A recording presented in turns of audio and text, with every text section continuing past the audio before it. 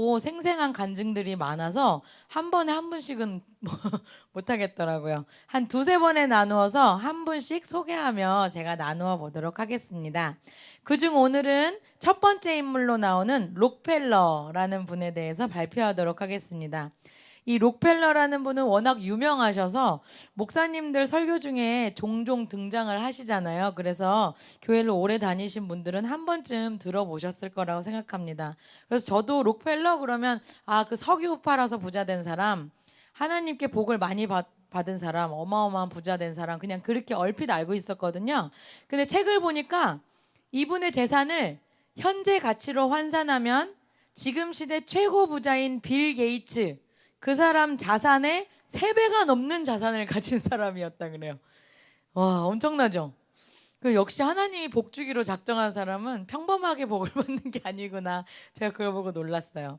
이분이 이뤄놓은 선한 사업들, 지금까지 이어지고 있는 그런 선한 사업들을 먼저 소개시켜드리면, 일단 4,928개의 교회를 세웠대요. 엄청나죠?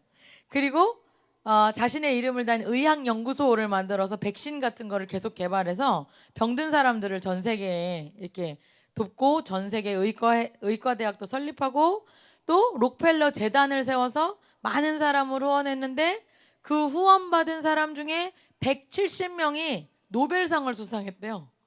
엄청나죠? 그리고 우리나라도 이 관련이 있어요. 우리나라도 이 록펠러 재단의 도움을 받아서 1948년 12월에 4만 5천 달러를 지원받아서 우리나라 최초의 국어사전을 편찬했다 그래요. 엄청나죠? 이 외에도 역사를 거쳐서 뭐 미국의 유명한 시카고 대학도 막 엄청나요. 근데 역사를 거쳐서 현재까지도 수많은 선한 일들을 해오고 있는 그런 가문이더라고요. 그 가문의 시작, 록펠러. 그래서 제가 진짜 성경에 나오는 아브라함이 이런 건가? 그런 생각을 했어요. 읽으면서 자자손손이 선한 사업을 계속 이어가요. 이렇게 죽음 후에도 전 세계에 선한 영향력을 행사하는 록펠러. 이분은 어떻게 이렇게 컸을까? 이분 뒤에는 신앙의 어머니가 있었다. 이렇게 되어 있어요. 이분이 자랑하는 게 자기 어머니더라고요. 제가 오늘 새벽에 이제 아침마다 일어나면 큐티를 혼자 이렇게 하는데, 기도를 또 이렇게 하다가 아이 키우는 게 어려워요. 그래서 제가 기도하다가, 하나님, 지아랑 윤지를 도대체 어떻게 키워야 될지 제가 모르겠습니다. 좀 도와주세요. 이렇게 기도했거든요. 종종 하는데, 전에 기도했을 때 김미진 강사님 책 제가 이거 발표할 때였어요. 그때 그렇게 기도했을 때 하필 그날 그 들은 내용 중에 그 매일 어머니가 성경을 읽게 했다.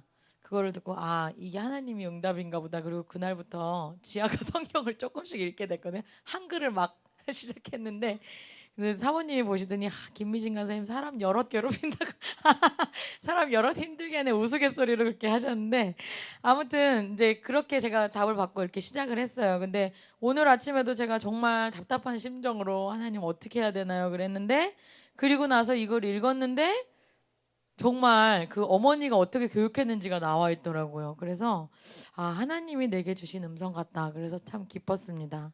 제가 진짜 목사님께 너무 감사했어요. 목사님이 이런 기회를 주시지 않았다면 저 같은 애 엄마가 언제 앉아서 이런 책 읽겠어요. 이 책 읽으니까 정신교육이 되잖아요. 네, 그래서 너무 하나님의 음성을 들을 수 있어서 너무 감사하고, 여튼 이분을 키워낸 그 훌륭한 어머니, 그 어머니가 주신 교훈이 있다고 해요. 3가지 교훈. 그 어머니가 주신 그 3가지 교훈을 발표하며 그분의 어린 시절을 나누고, 다음 시간에는 그의 성인 시절을 나누어 보도록 하겠습니다. 그 어머니가 주신 교훈 3가지 중에 첫 번째는 바로 11조 생활입니다. 그의 아버지, 이분의 록펠러의 아버지는 농사를 하시는 분이셨대요. 그리고 그 자기 신이 농사를 해서 읽은 것들을, 물건을 마차에 실어서 여러 마을을 돌아다니며 파시느라고 며칠에 한 번씩 집에 오시던 분이었대요. 그래서 아버지는 가끔 이렇게 뵙던 아버지였는데, 그래도 오랜만에 오셨을 때에도 이제 아이들에게 다정하고 사랑으로 대하셨던 다정한 아버지셨대요. 록펠러가 걸음마를 막 뗄 때쯤부터 종종 아버지가 오시면 도회지로 이렇게 자녀들을 데리고 나가서 넓은 세상이 있다, 시골에만 있는 게 아니다, 이렇게 보여주시는 분이셨다는 거 보니까 자녀 교육에 좀 관심이 많으셨던 아버지가 아니었을까, 그런 생각을 해봤어요. 그리고 어머니가 이제 대부분의 시간을 혼자 아이들 감당하고 키우신 거죠. 그래서 어머니는 신앙심이 아주 깊은 분이셨고 아이들을 이제 어려서부터 늘 교회에 데리고 다니셨대요.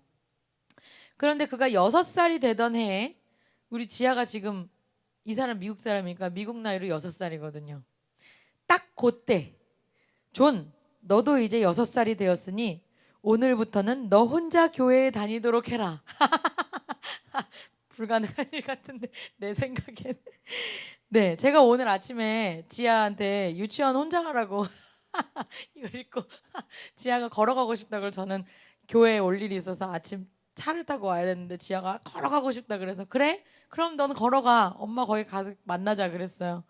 근데 안 해보던 걸 해보려니까 마음이 불안해가지고 이 쫓아가는데 얘도 못 가더라고요. 좀 더 교육을 시켜야 되는데. 네.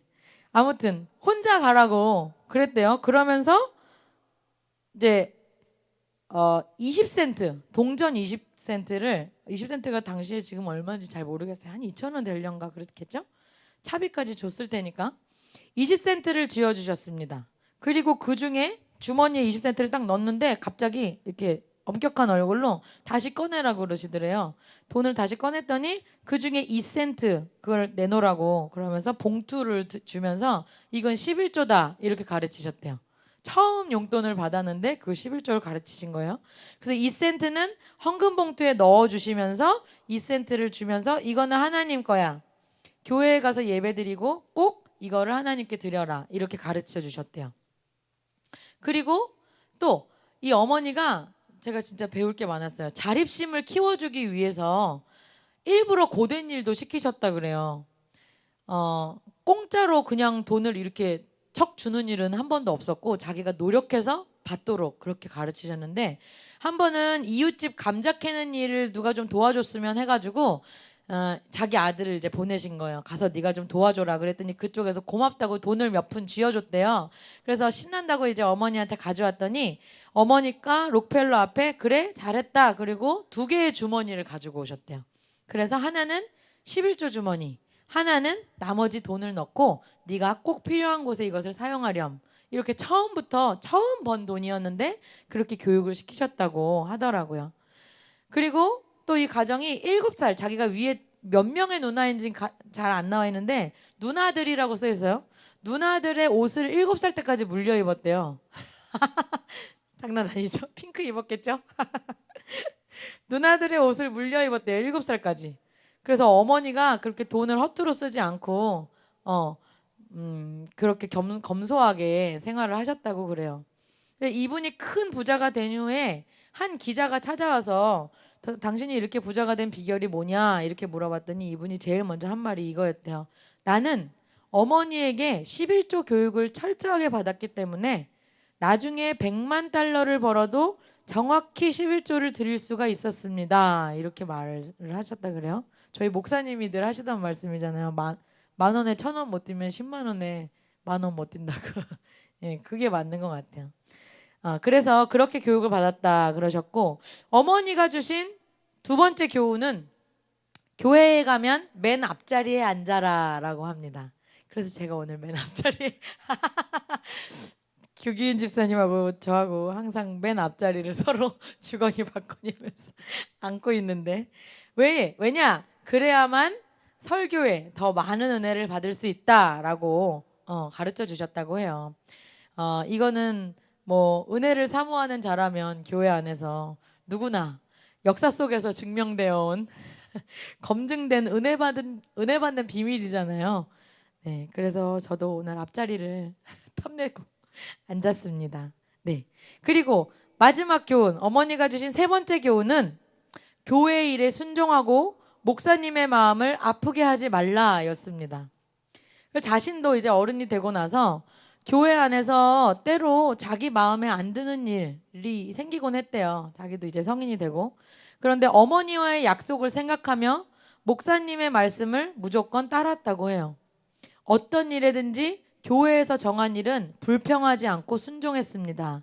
이렇게 자기의 성공을 세 가지로 함축해서 어머니의 교훈으로 내가 부자가 되었습니다. 이렇게 말했다고 해요. 제가 이 세 번째 교훈을 마음에 담아두고 아까 밥 먹으러 갔다가 목사님이 같은 식당에 들어오셨길래 괜히 하나님한테 잘 보이고 싶어서 거기까지 저 밥도 제가 살게요. 그러고 샀어요. 마침 같이 계신 분이 목사님이더라고요. 2배로 복을 얻으려고. 아무튼 이렇게 하나님께서 이분을 부자로 만드시는데 자기도 고백하고 자기가 이제 이 기자가 물어본 거예요. 보니까 기자가 물어봤는데 딱 세 가지로 자기가 말한 거예요. 그 세 가지가 정확하게 나와 있어서 제가 나눠드립니다. 저에게도 오늘 너무 많이 도움이 됐고 여러분에게도 도전이 되시기를 바랍니다. 감사합니다.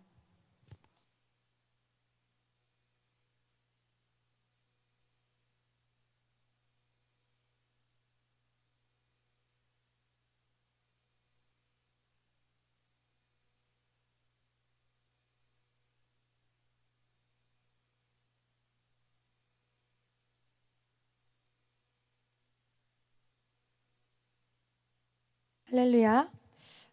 지난주에 이어서 오늘 은사 세미나 2번 제가 배워온 것들을 여러분에게 나눠드리고 있습니다. 지난주에 못 오신 분들이 있으셔서 제가 간단히 지난주 내용 복습해 드릴게요.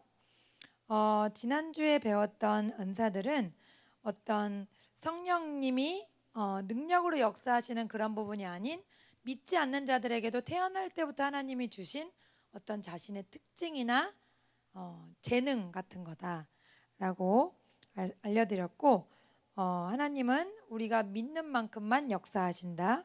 또 은사는 예수님의 성품의 조각들이다라는 것을 나눴고요. 또 은사는 하나님을 영화롭게 하기 위한 것들이다.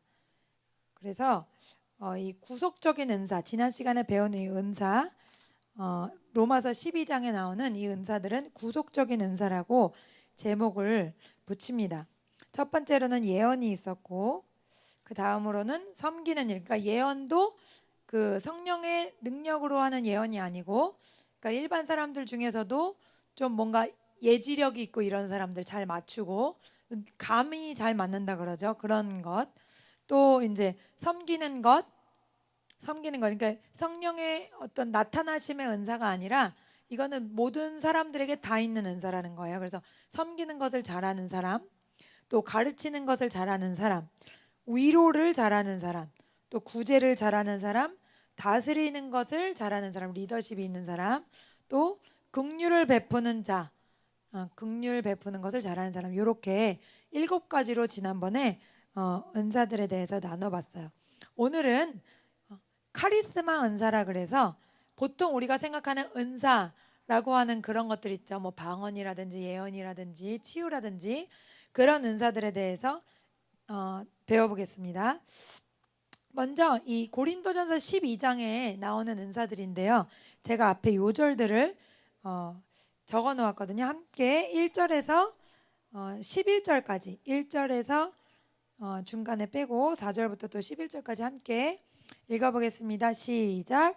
형제들아, 신령한 것에 대하여 나는 너희가 알지 못하기를 원하지 아니하노니 은사는 여러 가지나 성령은 같고 직분은 여러 가지나 주는 같으며 사역은 여러 가지나 모든 것을 모든 사람 가운데서 이루시는 하나님은 같으니 각 사람에게 성령을 나타내심은 유익하게 하려 하심이라. 어떤 사람에게는 성령으로 말미암아 지혜의 말씀을, 어떤 사람에게는 같은 성령을 따라 지식의 말씀을, 다른 사람에게는 같은 성령으로 믿음을, 어떤 사람에게는 성령으로 병 고치는 은사를, 어떤 사람에게는 능력 행함을, 어떤 사람에게는 예언함을, 어떤 사람들에게는 영들 분별함을, 다른 사람에게는 각종 방언 말함을, 어떤 사람들에게는 방언들 통역함을 주시나니 이 모든 일은 같은 한 성령이 행하사 그의 뜻대로 각 사람에게 나누어 주시는 것이니라. 아멘. 그래서 여기서 성령의 9가지 은사라 그래서 흔히들 알고 계시는 9가지 은사들이 다 나와 있어요. 그런데 성령의 은사들은 이 9가지에 딱 제한된 것은 아니고 그 외의 것들도 많이 나타난다고 해요. 예를 들어서 꿈이나 어떤 환상, 그런 것들도 이렇게 은사적으로 나타날 수 있는데 여기 9가지 리스트에는 없다. 그러니까 성령님은 무한한 분이잖아요. 그러니까 여기에 나타난 것들만 꼭 나타나야 된다는 그런 제한적인 생각은 하지 말아야겠습니다. 그리고 여기 있는 은사들은 하나님이 우리에게 주신 연장 도구 상자라고 생각하면 된대요. 연장 도구 상자가 뭔지 아시죠? 집에 공구함 같은 거 있잖아요. 뭐 그 드라이버라든지 벤치라든지 그런 게 들어있어서 필요할 때마다 이렇게 사용할 수 있는 것처럼 우리의 어떤 섬기는 필요에 따라, 이거는 우리 자신을 위한 게 아니라 누구를 위한 거죠? 다른 사람과 교회의 덕을 세우기 위한 거잖아요. 그래서 그 필요에 따라 여러 가지 연장 도구 상자를 하나님이 주셨다는 거예요. 그래서 하나님은 이 은사들을 다 주시길 원하신다. 따라하면 하나님은 이 은사들을 다 주시길 원하신다. 예. 그런데 한 가지 뭐가 있냐? 이것을 우리 것으로 만들기 위해서는 믿음과 시간이 필요하다. 따라한다. 이것을 내 것으로 하기 위해서는 믿음과 시간이 필요하다. 아시겠죠? 그러니까 하나님의 나라는 우리에게 이 은사에 관해서 하나님은 어떤 도구라도 뭐 하고 싶어 하신다? 주길 원하신다. 그러나 그것을 내 것으로 취하고 하나님 감사합니다 하면서 사용하는 건 뭐다? 믿음과 시간이 필요하다.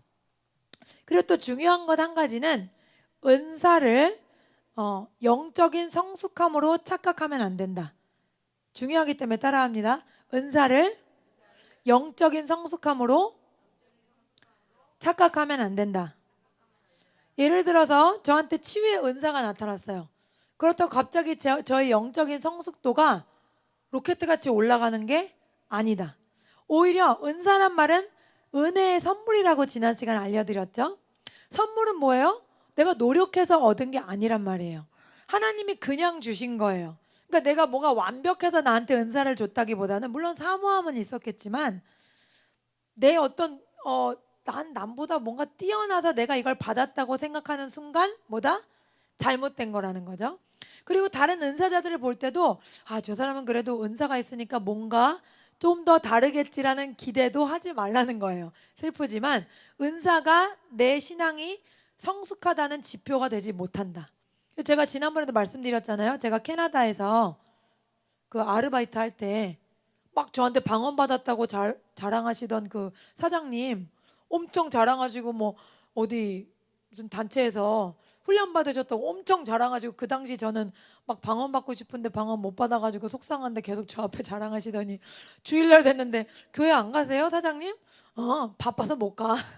그럴 때 제가 뜨아 어떻게 방언까지 받고 주일을 못 섬길 수 있지 막 그랬는데 그분만이 아니더라고요. 그러니까 은사가 내 믿음의 척도도 아니고 은사가 신앙의 성숙도도 아니다. 그것을 보고 여러분이 실망도 하지 마시고 또 자기 자신이 뭐가 된 것처럼도 생각하지 마시라는 뜻입니다. 그리고 은사도 이제 직임적인 은사가 있는데 이것은 나중에 또 다르겠지만 은사는 예를 들어 예언이라고 그러면 모든 사람에게 예언을 주시는 것이 하나님의 뜻인데 그래서 정도가 다르지만 모든 사람에게 예언이 나타난단 말이에요. 방언이 모든 사람에게 나타나듯이 예언도 하나님께서는 모든 사람에게 하도록 하셨는데 근데 직임적인 예언이 있다. 즉 예언자로 부르신 사람이 있는데 그것이 자기의 직임이 되면 그건 무슨 뜻이냐면 정말 그 사람의 예언은 누가 들어도 맞는 얘기고 또 누가 들어도 이루어지는 얘기. 예를 들어 뭐 어떤 예언자 중에 지금 활동하시는 그 유럽의 어떤 분 성함 까먹었는데 그분은 자기 나라에 금광이 어디 있는지 그런 것들을 기도하면서 감동을 받으신대요. 그런 예언적인 직임으로서 이분이 받으셔서 자기 나라가 굉장히 그 발전되지 못한 나라였는데 그런 것들을 기도하면서 하나님께 받는 거예요. 어디를 팔아. 그래서 그 나라 경제 성장에 엄청 기여를 하셨대요.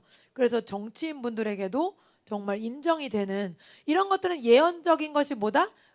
그 은사 수준이 아닌 직임으로 나타나서 누구에게나 어떤 믿을 만한 어떤 그런 정보를 알게 하고 또 다른 사람들을 훈련시킬 만한 그런 준비가 된 분, 그것들을 직임이라고 합니다. 그러니까 각종 은사들이 우리에게 조금씩 나타날 수 있지만 어떤 부분에서는 직임이 될 수가 있다. 그런데 직임은 모든 사람에게 나타나는 건 아니고 다 다르다 그런 뜻이죠.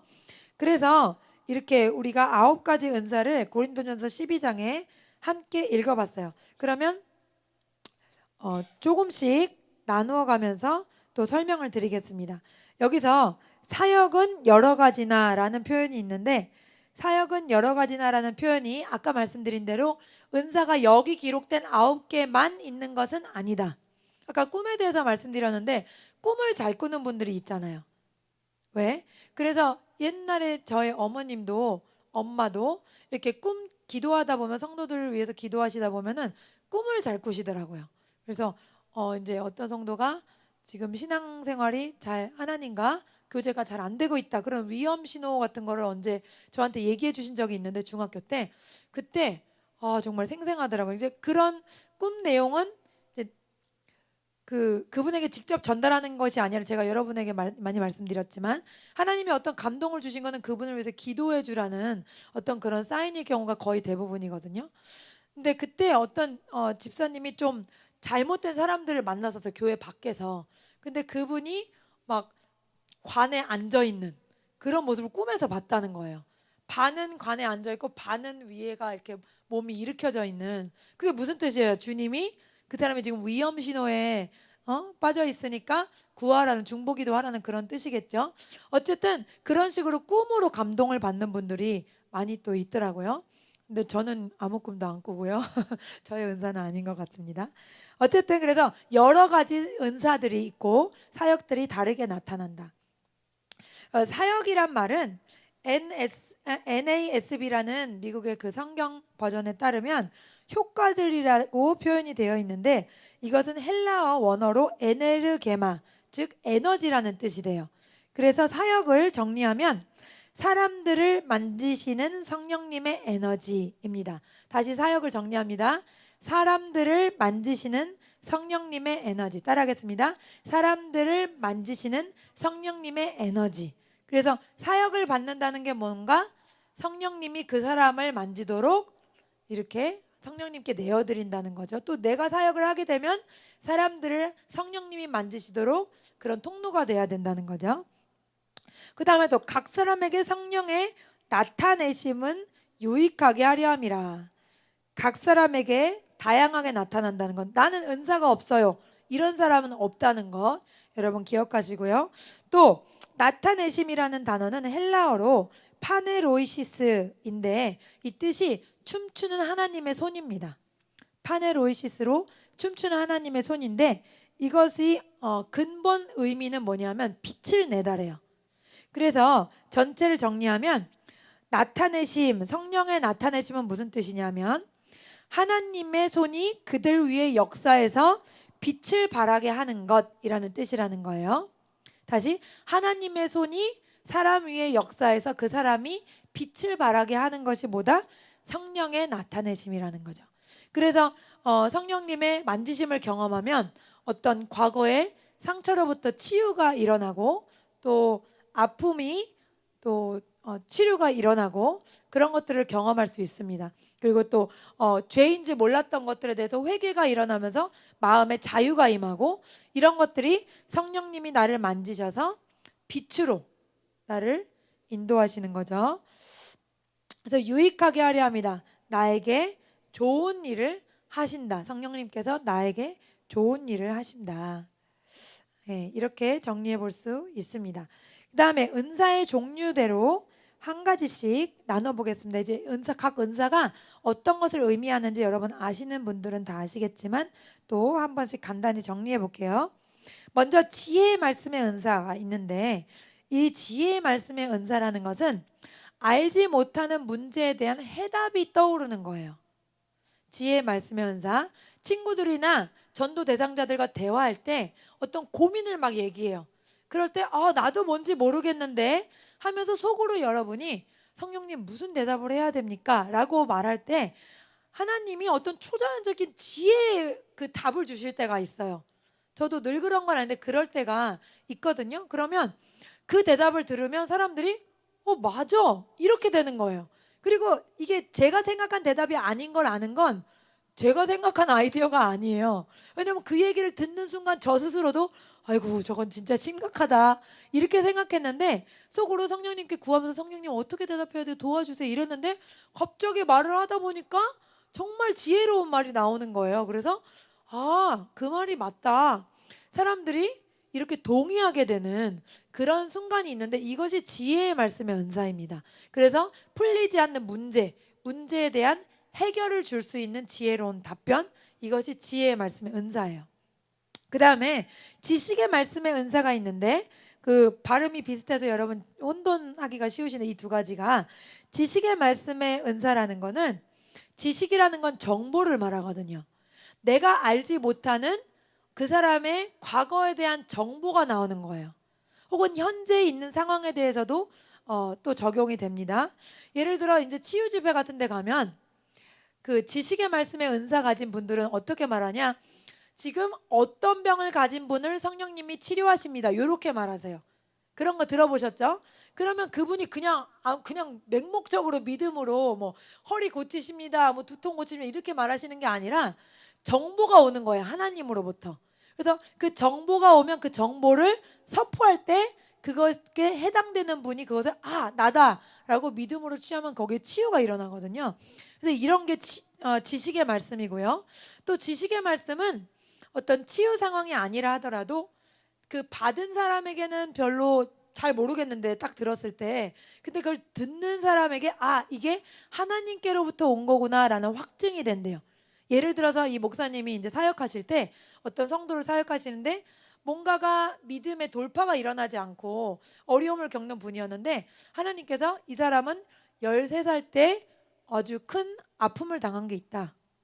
그래서 조심스럽게 혹시 13살 때 어떤 일이 있으셨냐고 라고 물었던 것 뿐인데 이분에게는 엄청난 돌파가 일어나요. 그걸 어떻게 아셨냐? 하나님이 아니고는 그걸 어떻게 알 수가 있냐? 이렇게 됐다는 거예요. 근데 사실 목사님에게는 13살 때 무슨 일이 일어났다. 그게 무슨 일이지? 모르겠는 거죠. 그러니까 여러분에게 지식의 말씀에 왔다 그러면 이게 뭔 얘기지? 모를 수 있다는 거예요. 별로 나에게는 특정한 의미가 아닐 수 있지만 받는 사람에게 그게 하나님의 음성으로 들리면 그것이 지식의 말씀의 은사가 맞다. 이제 우리가 이 은사를 굉장히 사모해야 되는 것은 뭐 점쟁이처럼 누구 맞추기 위함이 아니고요. 절대로 불신자들의 마음에 숨은 것들을 드러내게 하면 그것이 하나님이라고밖에 인정할 수밖에 없잖아요. 그러니까 그럴 때 우리가 사용할 수 있다는 거예요. 남의 마음을 뭐 읽는 독심술 이런 게 아니라 전도할 때 무기로 사용하기 위해서 이것이 필요하다. 전에도 제가 어떤 다른 목사님의 간증을 알려드렸죠. 근데 어떤 좀 굉장히 비밀한 내용들이 많기 때문에 그냥 무작정 얘기하기 좀 어려울 수도 있을 거예요.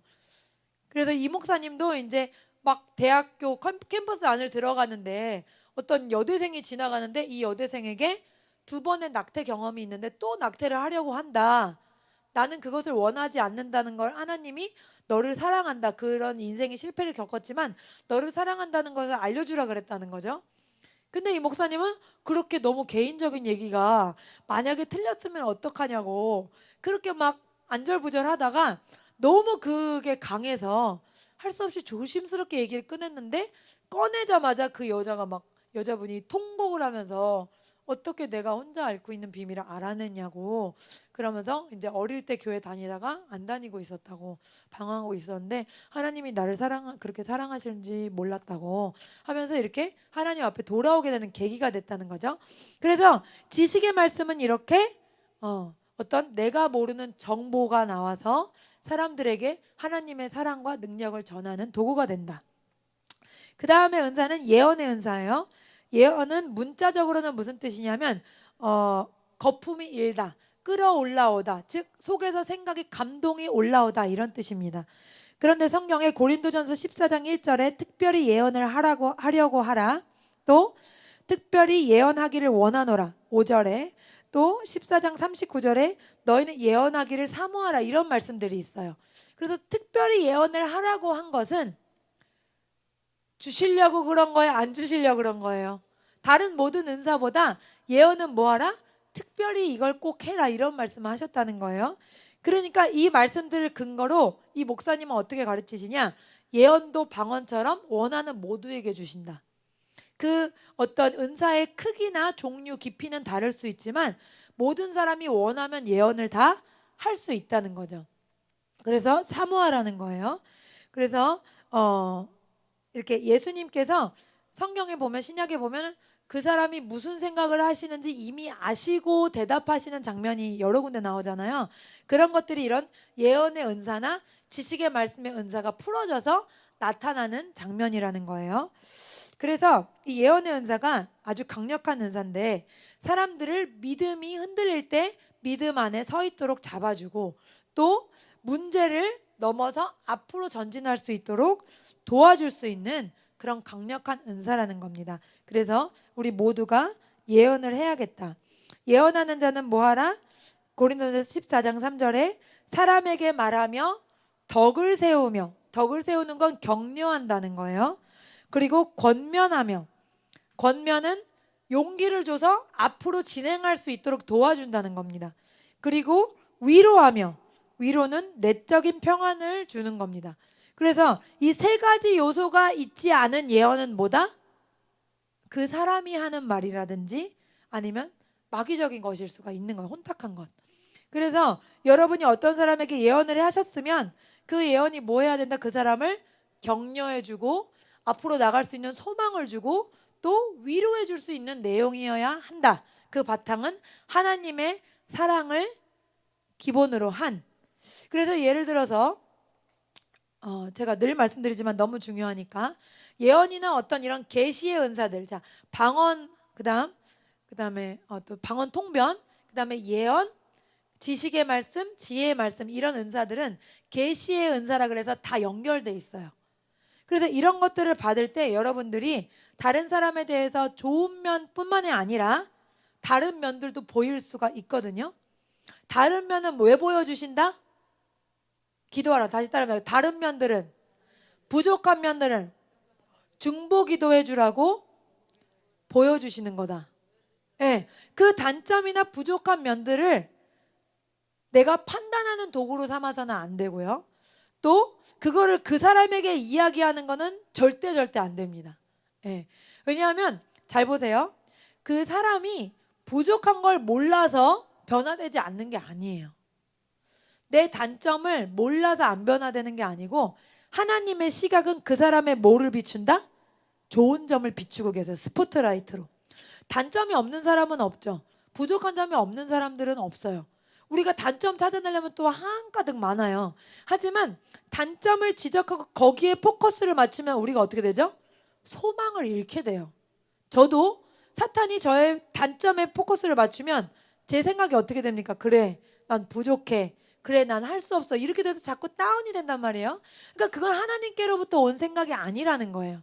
여러분이 다른 사람들을 위해서 기도하실 때 그 사람의 어떤 연약한 부분, 잘 쓰러지는 부분, 넘어가는 부분들이 보이시거나 느껴지시면 무엇하라? 중보하라고 하나님이 알려주시는 거예요. 여러분이 그 사람에게 지적해서 그 사람을 넘어지게 하거나 소망을 끊어지게 하면 그것은 하나님의 뜻이 아닙니다. 그래서 끝없이 그 사람을 위해 중보해주고 또 세워주고 위로해줌으로써 그가 앞으로 나갈 수 있도록 도와야 한다. 그것이 예언이다. 예언은 여러분이 다 하셔야 되기 때문에 제가 더 자세하게 설명을 드렸습니다. 그 다음에 각종 방언 말한다 그랬어요. 처음에 성령님이 임해서 각종 방언 말할 때는 언어 방언으로 나왔어요. 그래서 거기 앉아있던 사람들이 어떻게 저 사람들이 우리나라 와보지도 않고 우리말을 하지? 이렇게 된 거예요.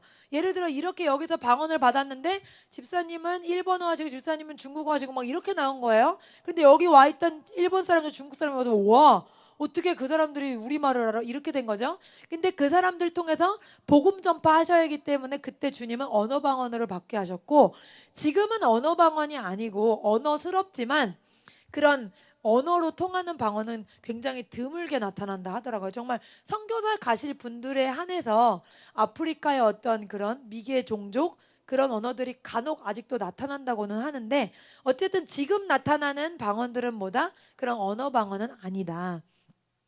그리고 다른 은사들은 다 뭐 하는 은사냐면 교회를 섬기고 다른 사람을 섬기고 덕을 세우기 위한 건데 다른 사람을 강건하게 하기 위한 게 다른 은사들이에요. 모든 8개 은사들이. 근데 이 방언의 은사만은 뭐다? 나를 강건하게 하는 겁니다. 따라합니다. 방언의 은사는 나를 강건하게 하는 것이다. 그래서 나에게 영역이 강해지게 하고 또 신령한 은사가 열리게 하고 또 수많은 분들의 증언을 따르면 방언을 통해서 모든 은사들이 열려요. 그러니까 여러분이 은사를 사모하시면 뭘 많이 말해라? 방언을 많이 기도하셔야 돼요. 방언으로. 그러면 방언을 하다 보면 방언 통변이 되고 통변이 되면 어떻게 된다고? 예언이 되고 예언이 되면 그 다음에 지혜의 말씀, 지식의 말씀이 계속해서 연결돼 있거든요. 이것들을 계시의 은사라 그러거든요. 그래서 여러분들이 이런 은사들을 사모하시면은 이제 방언으로 기도를 많이 하실수록 좋다.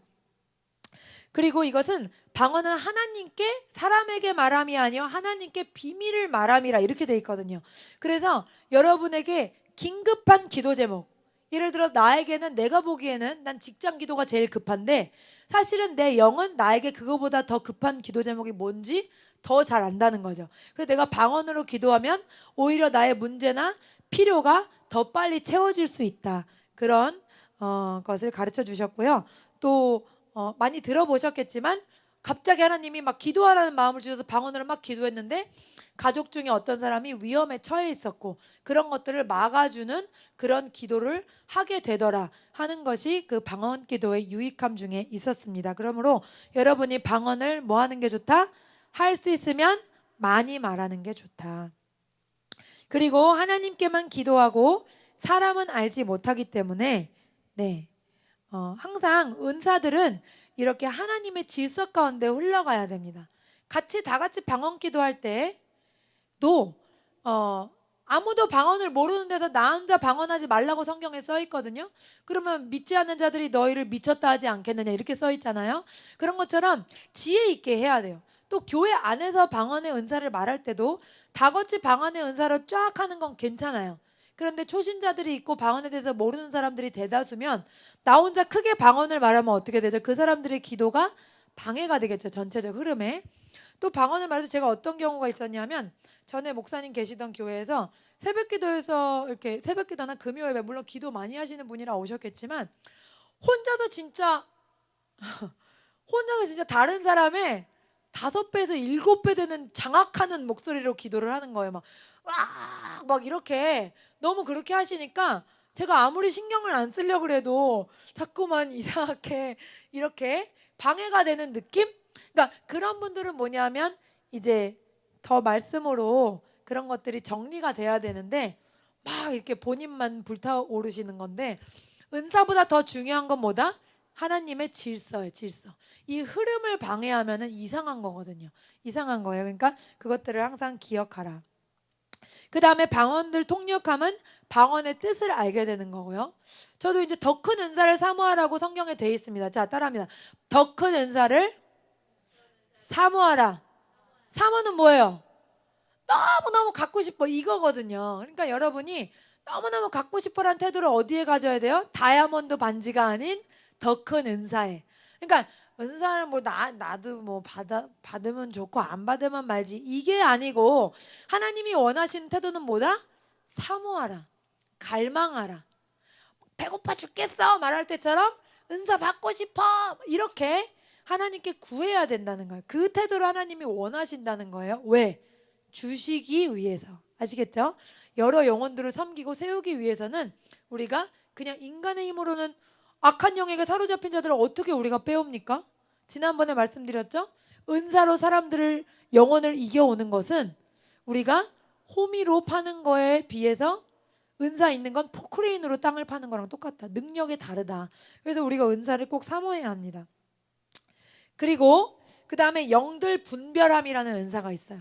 이것은 상대방 안에 역사하는 영이 어떤 뿌리에 두고 있는지. 왜냐하면 영들은 하나님의 세계만 있는 것이 아니기 때문에 저 사람이 어떤 교만한 마음의 중심을 가지고 거기에서 나오는 판단을 하는지 뭔지 그런 것들이 알아지는 거라는 거죠. 그것도 은사 중에 하나예요. 이것은 오늘날 같이 막 혼탁한 시대에는 너무나 중요한 은사가 되겠어요. 여러분 이단들이나 이런 사람들 봤을 때 분별을 못하면 우리가 어떻게 돼요? 끌려갈 수 있죠. 그래서 이 은사들을 이 분별하는 은사가 꼭 있어야겠다. 그 다음 믿음의 은사. 믿음은 어떻게 은사가 되나요? 이런 질문을 할 수 있어요. 여기서 말하는 믿음은 구원받을 만한 믿음이 있어야 된다 할 때 그 믿음이 아니에요. 이 믿음은 은사로서 일반적으로 예수님 믿는 수준이 아닌 아주 뛰어난 어떤 탁월한 수준의 믿음, 기적을 일으키는 믿음을 말해요. 그러니까 다른 사람들은 다 모르겠다 그러고 확신이 없다 그러는데 나만큼은 이게 반드시 이루어질 것이 믿어지는 것. 하나님의 약속이 내 안에 들어와 있는 그런 상황을 말하거든요. 그래서 조용기 목사님께서 교회를 지실 때 그 땅을 그 돈 없이 사실 때 그때 이 교회가 이 자리가 우리 교회가 되겠다는 확신이 있었다는 거죠. 그 확신은 그냥 내가 뭐 갖고 싶어 해서 가능지는 게 아니라 믿음의 은사를 통해서 큰 믿음이 역사되는 거거든요. 일을 하게 되는 거거든요. 그래서 제가 이제 집을 구입할 때 사람들에게는 다 말도 안 되는 이야기였지만 저는 하나님이 나에게 집을 주시겠다는 뭐가 있었어요? 확신이 생겼어요. 그건 내가 그냥 집을 갖고 싶어라는 어떤 반복된 말 때문에 생긴 게 아니라 이것은 반드시 이루어진다는 흔들리지 않는 어떤 그런 것이 있었거든요. 이렇게 믿음이 은사로 역사하면 그것을 통해서 기적이 발휘되는 거예요. 그래서 일반적으로 구원받을 만한 믿음의 그런 믿음은 아니다. 그 다음 병 고침은 치유가 일어나는 거죠. 그런데 이 병 고침 안에는 치유의 과정도 포함된다고 해요. 즉 한 번에 다 치유되지 않아도 기도할 때마다 나아지는 것, 이런 것도 치유의 은사에 포함된다고 합니다. 그 다음에 마지막에 기적들을 행함, 능력 행함이라고 되어 있는데 이것이 이제 여러 가지 뭐 예수님이 물을 포도주로 바꾸시고 이런 것들을 기적을 행하신 거죠. 그런 것들이 있고 또 치유 중에서 즉각적으로 나타나는 변화, 이런 것들은 기적 행함이라고 분류를 합니다. 그 다음 고린도전서 12장 12절에서 13절 뒤에 부분 함께 다시 읽을게요. 몸은 하나인데 많은 지체가 있고 몸의 지체가 많으나 한 몸임과 같이 그리스도도 그러하니라. 우리가 유대인이나 헬라인이나 종이나 자유인이나 다 한 성령으로 세례를 받아 한 몸이 되었고 또 다 한 성령을 마시게 하셨느니라. 몸은 한 지체뿐만 아니요 여럿이니. 그래서 이 은사를 마무리하면서 뭐라고 하나님 가르쳐 주셨느냐? 각각의 다양함으로 한 개의 몸을 이루는 것을 잊지 말라. 눈이 손을 향해서 넌 뭐하냐 할 수 없고 손이 발을 향해서 넌 쓸모없다 할 수 없다는 거예요. 우리는 각각의 뭐다? 퍼즐의 조각이다. 한 조각 조각이라서 하나로 만들어지면 예수님이라는 큰 그림, 교회라는 큰 그림을 이루게 된다. 그래서 너무나 이것이 여러분이 교회 안에 속해야 되는 이유가 되겠죠. 여러분 하나로는 뭐를 혼자서 뭔가를 다 해내도록 하나님이 해놓질 않으셨다는 거예요. 각각의 은사를 통해서 서로 돕고 섬기고 강해지도록 하나님께서 만들어 놓으셨다. 그래서 그것을 꼭 기억하고 우리가 꼭 하나됨을 잊지 말아야 하며 차이점이 우리를 갈라놓는 것이 되어서는 안 된다. 그리고 자연스럽고 능숙하게 은사를 사용할 수 있도록 숙련시켜라, 연습하라는 거죠. 성령님께서 나를 통해서 다른 사람의 유익을 채우기 원하신다는 것을 기억하라는 말씀입니다. 네, 여기까지 제가 배운 것들을 알려드렸는데요. 이제 말씀을 통해서 각각의 은사 예시를 나눠보고 마치겠습니다. 첫 번째는 이제 지식의 말씀이에요. 제가 프린트에 나눠드렸는데 요한복음 4장 16절에서 18절에 보면 우물가의 여인에게 뭐라 그러죠? 내 남편을 불러오라. 나는 남편이 없나이다. 너에게 남편이 없다는 말이 옳다. 너에게 남편 5이 있었고 지금 있는 남편도 내 남편이 아니다. 이게 뭐라고요? 지식의 말씀이라는, 알지 못하는 정보를 상대방에 대한 어떤 과거나 현재의 내용과 관련된 것이 그냥 알아지는 것, 이것이 지식의 말씀이다. 그 다음에 또 마가복음 2장 6절에서 8절에 서기관들이 앉아서 마음에 생각하기를 자기들 혼자 속으로 생각한 거예요. 그런데 8절에 뭐라 그러냐면 그들이 속으로 이렇게 생각하는 줄을 예수께서 곧 중심에 아시고 이르시되, 이런 말씀이 나오죠. 그래서 예수님이 그냥 알게 되신 것, 이것이 지식의 말씀입니다. 그 다음에 지혜의 말씀은 사람들이 예수님을 시험에 빠뜨리려고 막 이상한 질문들을 하잖아요. 좀 어려운 질문들. 그때 그 사람들이 뭘 갖고 왔어요? 데나리온 하나를 가져다가 이것을 어디에다 바쳐야 됩니까? 가이사에게 바쳐야 됩니까? 하나님께 바쳐야 됩니까? 가이사에게만 바치라 그래도 문제가 되고 하나님께만 붙이라 그래도 세금 내지 말라는 얘기가 돼서 이상해지거든요. 근데 예수님께서는 지혜의 말씀이 딱 오셔서 뭐라 그랬어요? 가이사의 것이면 가이사에게, 하나님의 것이면 하나님께 드려라 해서 각자의 판단대로 할 수 있도록 하셨잖아요. 이것이 지혜의 말씀입니다. 그 다음에 믿음의 은사. 믿음의 은사는 무화과 때가 아니라서 저주하셨는데 그 자리에서 그것이 말라버렸어요. 그러면서 예수님이 뭐라 그러셨어요? 너희들이 23절에 누구든지 이 산더러 들려서 바다에 던지라 하면 그 말하는 것이 이루어질 줄 믿고 마음에 의심하지 않으면 그대로 되리라. 이것이 믿음의 은사입니다. 그래서 기적을 일으키는 믿음, 이것이 믿음의 은사로 예수님이 성경에서 보여주셨어요. 그 다음에 치유는 너무나 많죠. 근데 한 가지만 여기다가 적어 놓았습니다. 그래서 문둥병을 고치시고 또 수많은 병자들을 다 고치셨고요. 그 다음에 기적들 옷이라도 만져도 뭐 한다? 병이 낫는다. 그런 기적들이 나타났고 또 물이 포도주로 나타나는 변화되는 그런 기적들이 있었고 요한복음 2장에. 그 다음에 예언은 베드로에게 19절 21장 18절 19절에 내가 진실로 진실로 내게 이르노니 내가 젊어선 스스로 띠띠고 원하는 곳으로 다녔거니와 늙어서는 내 팔을 벌리리니 남이 내게 띠띠우고 원하지 않는 곳으로 널 데려가리라. 미래에 어떤 일이 있을지 예수님은 이미 아셨어요. 베드로의 결말이 어떠할지 아시고 얘기를 해주신 거예요. 그 다음에 영분별. 영분별은 마태복음 16장 22절에서 23절. 베드로가 뭐래요? 주님 그리하지 마소서. 십자가 지겠다고 하시니까 주님 안 됩니다. 그 일만큼은 안 돼요. 인간적으로 위하는 말이었는데 그 안에 그 말하는 뿌리가 누구인 걸 아셨다? 사탄인 것을 아셨다는 거예요. 그래서 우리가 사람들과 대화할 때 이 사람이 지금 이 말을 하는 거에 내가 바로바로 그냥 반응하는 것이 아니라 뭐 해야 된다? 이 사람이 지금 어떤 영의 뿌리에서 나한테 이 말을 하지? 베드로는 예수님의 제자였잖아요. 예수님의 제자도 뭐 할 수 있다? 사탄에게 그 입술을 빼앗길 수 있어요. 순간적으로 예수님을 위하는 마음 때문에, 인간적인 생각 때문에. 그러니까 여러분 주변의 사람들과 대화할 때 여러분이 어떤 그 사람의 말을 들었을 때 여러분의 믿음이 다운됐어요. 그러면 그 사람이 한 말이 아니고 그 사람의 그 당시에 했던 말이 어디에 뿌리를 두면 알아야 된다? 사탄에게 뿌리를 둘 수도 있는 건 거예요. 그러니까 여러분이 그것을 개인적으로 그걸 받아들이지 마시고, 아시겠죠? 그 어떤 사람의 말이 나와 하나님과의 관계에 어떤 문제가 생기게 했다. 뭐가 낙심하게 되고 교회 나가기 싫고 화가 나고 막 소망이 생기지 않고 이런 말들을 했다. 그런 건 사람이 아니고 뭐다? 그 안에 그 사람을 조종하는 영들일 수 있다. 그것을 아셔야 합니다.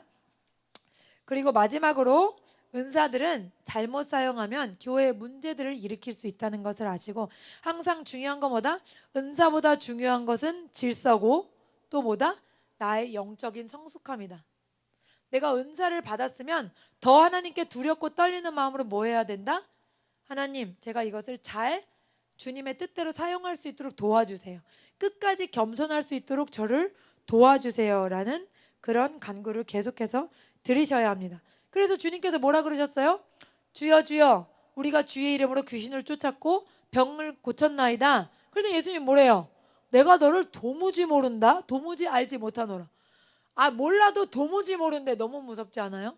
그게 뭐, 저는 옛날에는 그게 도대체가 이해가 안 가고, 어떻게 예수님의 이름으로 병 고치고 귀신도 쫓았는데도 예수님이 모른다고 할 수 있을까? 무슨 뜻이에요? 은사는 후회하심이 없거든. 주님, 우리는 기분 나쁘면 야 너 내가 선물 줬던 거 빼서 너 다시 줘, 이럴 수 있죠. 근데 하나님은 한 번 줬던 은사는 그 사람이 부족하다 그래서 다시 뺏어가질 않는 건 거예요. 그렇기 때문에 은사가 한 번 발휘돼서 나타나기 시작하면 내가 하나님과 예전처럼 친밀한 교제를 하지 못해도, 겸손하게 무릎 꿇지 않아도 은사는 어떻게 된다? 계속해서 어쩌면 기계적으로 나타나는 거예요. 근데 사람들이 그 은사의 나타남 때문에 내 상태가 나쁘다는 걸 모른다는 거죠. 그게 굉장히 위험한 거예요. 그래서 계속해서 능력이 나타났는데 알고 보니 그냥 그것을 기술적으로 이용한 것일 뿐, 하나님과 나와의 관계는 어느새부터 멀어져 있었다. 그런 것들이 중요하다. 그래서 여러분들이 은사보다 더 중요한 것은 하나님과 나와의 사랑의 관계이고 또 교회 전체를 세우시려는 하나님의 질서이다라는 것을 여러분이 꼭 기억하시길 바랍니다. 함께 기도하겠습니다. 사랑하는 주님, 오늘 은사에 대해서 9가지 성령의 은사에 대해서 배우게 하시니 감사드립니다. 이 은사들을 더 큰 은사를 사모하라고 하셨습니다. 주님, 우리 교회에 이 은사들이 놀랍게 풀어지기 원합니다.